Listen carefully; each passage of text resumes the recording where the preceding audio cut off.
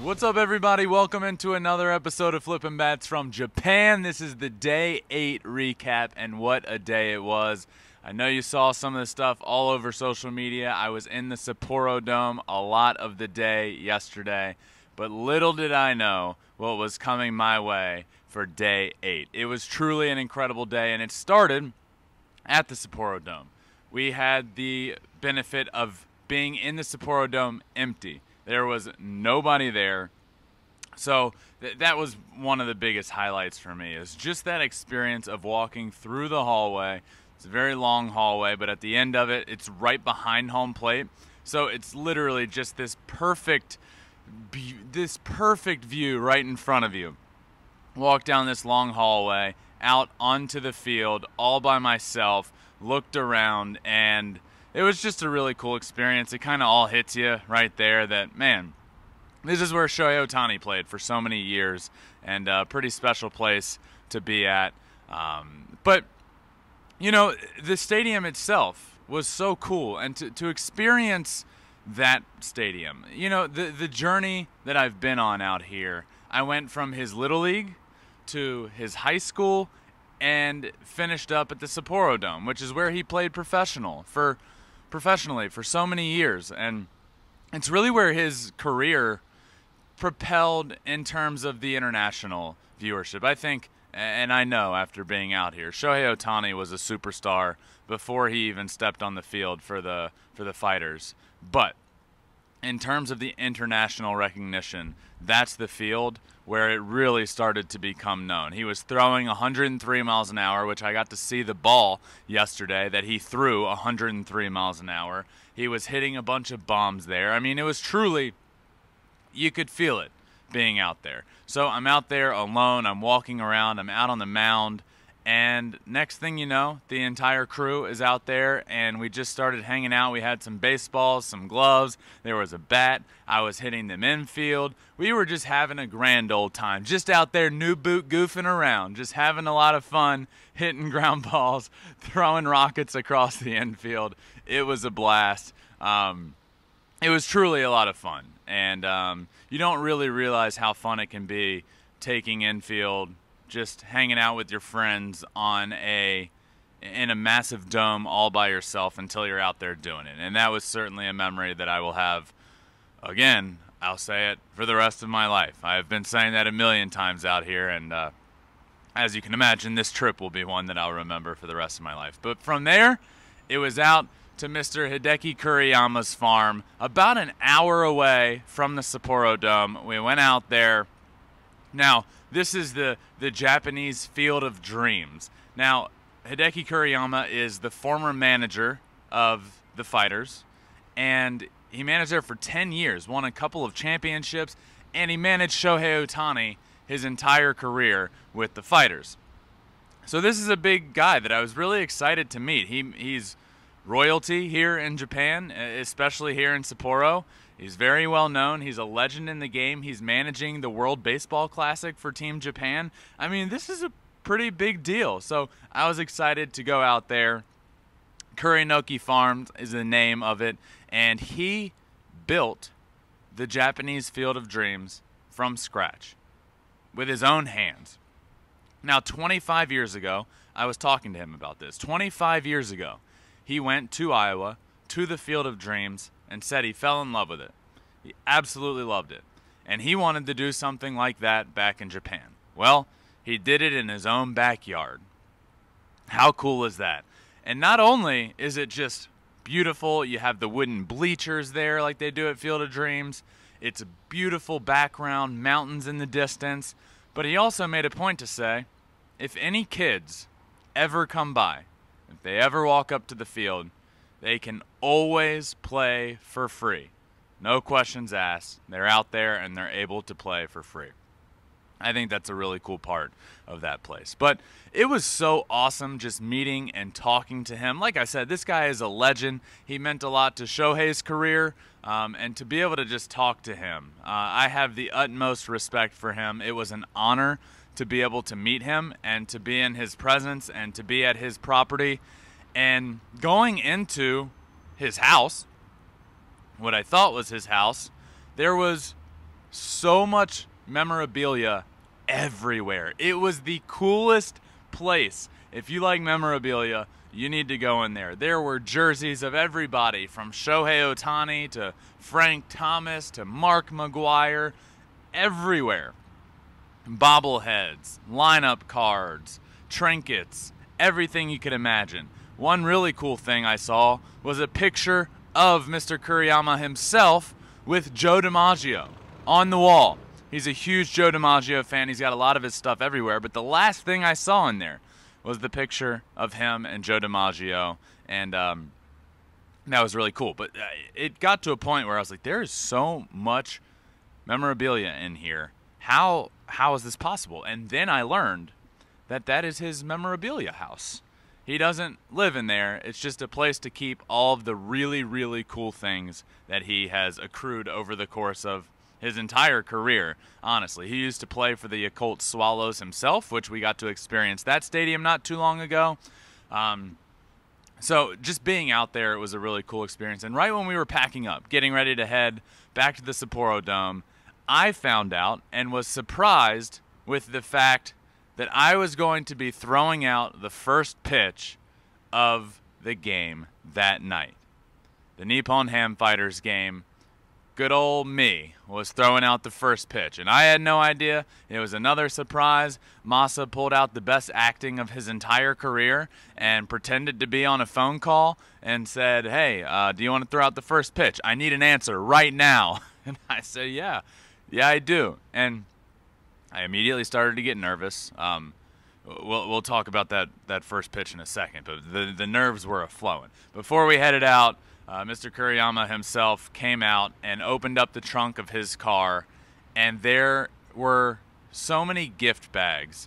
And it just kind of hits you how incredible of a human being he is. He had a gift for every single person of the crew that I am out here with. And, I mean, how special is that? He allowed me to come to his house, his property, and see his field of dreams that he built. And it was an honor for me to be there.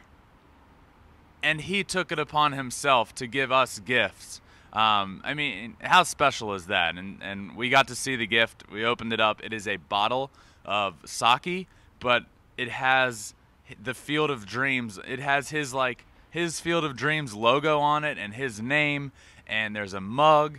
I mean, what an awesome experience getting to go out there to his place. So, Mr. Kuriyama, if you're listening, thank you. That was really incredible. But from there, it was back to the Sapporo Dome. It's an hour drive, like I mentioned, and I was nervous the whole time because now it was just in my head, I have a first pitch to throw in front of thousands and thousands and thousands of people. I need to make sure that goes well, you know? Like, other people have the luxury of, yeah, you know, like, it's a first pitch, you're going to be nervous, try not to bounce it, but if you do, not a big deal. Like, you know, I played professional baseball, so it's a little bit different of, like, Ben, don't look like an idiot. Like, you need to do this right because, you know, people know you played baseball and you don't want to make a fool of yourself. So that's kind of in your head. I've played baseball for many, many years. I've played thousands and thousands and thousands of baseball games and thrown millions of baseballs and pitches in my life. But it is different when you are throwing a first pitch. It just is. You can ask anybody it's just different. So I get to the stadium and come out, I'm greeted. It's pretty much time to get going. So I go down into the tunnel. They give me a former player on the team was there, and I was able to warm up with him. So warming up like in the hallway of the stadium, getting ready to go out for the pitch. Everybody's trying to psych me out and make me a little nervous, telling me not to bounce it, which is really the #1 rule of throwing first pitches. Just don't bounce it. So it's time to get ready to go out there, and there's a friend of mine on the Fighters that, you know, I got to know back in the United States when I was playing professional baseball. He used to play for the Milwaukee Brewers. I was playing with the Detroit Tigers. His name is Cody Ponce. He is on the team. He plays for the Nippon-Ham Fighters. And right when I was getting ready to go out to throw the first pitch, sure enough, he was right there. And he informed me that he was going to be the one to catch the first pitch. So Naturally, he's telling me more of the same things, like, hey, just don't bounce it, don't look dumb, do your best, go Ben. So I'm getting ready to walk out there. The gates open. I walk out to the mound, and just the contrast from being there in the morning and turning around and looking at the stadium empty to then taking the field with thousands of people there and turning around and seeing myself up on the video board. I was watching myself watch myself on the video board, and then you just kind of, you don't really know what to do. I've never been in an experience where you just feel like you need to wave to thousands of people, but that's what I did. It just turned and started waving, get out there on the mound. My heart starts beating like crazy. The second I touched my feet to that dirt, my heart started pounding, and I'd really just start thinking, okay, Shohei Ohtani was right here, throwing a lot of pitches. Now you're here. Don't embarrass anybody, including yourself. So, after a few seconds, I throw the pitch. By the way, there's a batter. When they do first pitches here in Japan, they bring out a batter, which it might sound crazy, but the more you think about it, it just speaks volumes to the culture here. They don't want anybody to throw a ball and to feel bad about themselves, so they send out a batter to swing no matter what, so that you're always throwing a strike. How incredible is that? This batter was actually a guy that was in the starting lineup for the Fighters that night, which is incredible in its own right. But I step out on the mound, and I'm like, wait a second. There's a batter here? I wasn't prepared for this, but I threw the pitch. It went great. Up on the scoreboard, they put 160, which is 100 miles an hour in the it is 100 miles an hour. So many people around me were saying, I'm not sure you hit 100 miles an hour, but I definitely did. No doubt about it. I threw that pitch 100 miles an hour. But that was a blast. And from there, I thought that was kind of time to relax, and I was going to go watch the game. But they came back and said, hey, Ben, do you want to do the fox dance? And I said, hey, Fighters, what's the fox dance? And they said, let me show you. And boy, was I in for a treat. I have committed to just propelling myself and throwing myself into everything I possibly can on this trip. So they came to me and said, do you want to do this? And I said, sure. Then I saw the video and I thought, oh boy, I have to wear a tail, I have to wear fox ears, and I have to do a dance with the cheerleaders. And guess what I did? I did all of it. I wore fox ears, I put on a tail, I learned the dance from the cheerleaders in the hallway, and at the bottom of the third inning, I was told, all right, Ben, it's go time. Head on out there in front of thousands of people wearing a tail and do your best.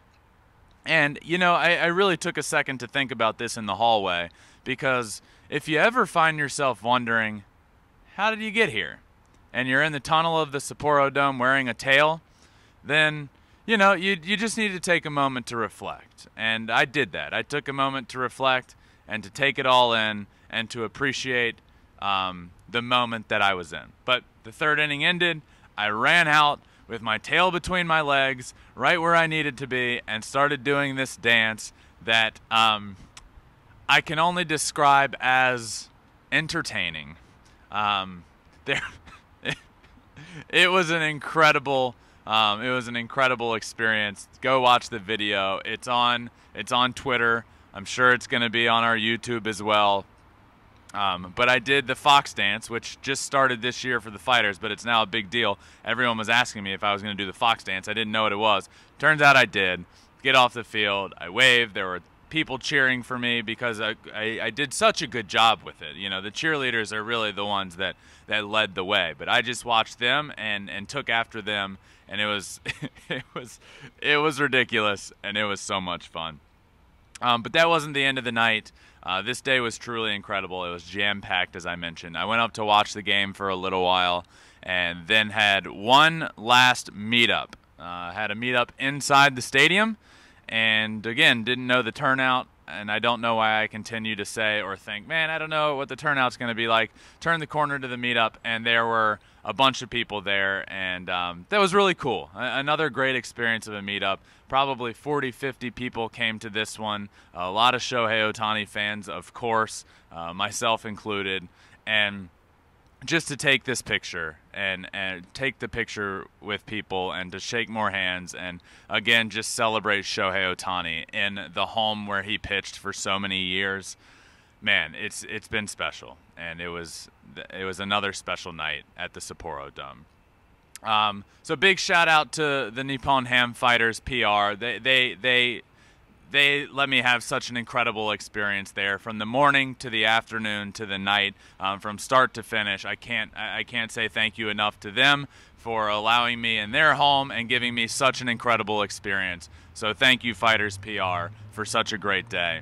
Thanks for watching. If you love flipping bats, swinging 3-0, or just talking ball, join us. Call us at 213-537-9339 with your questions. We have a weekly guest, and we have a lot of fun, so hit that subscribe button.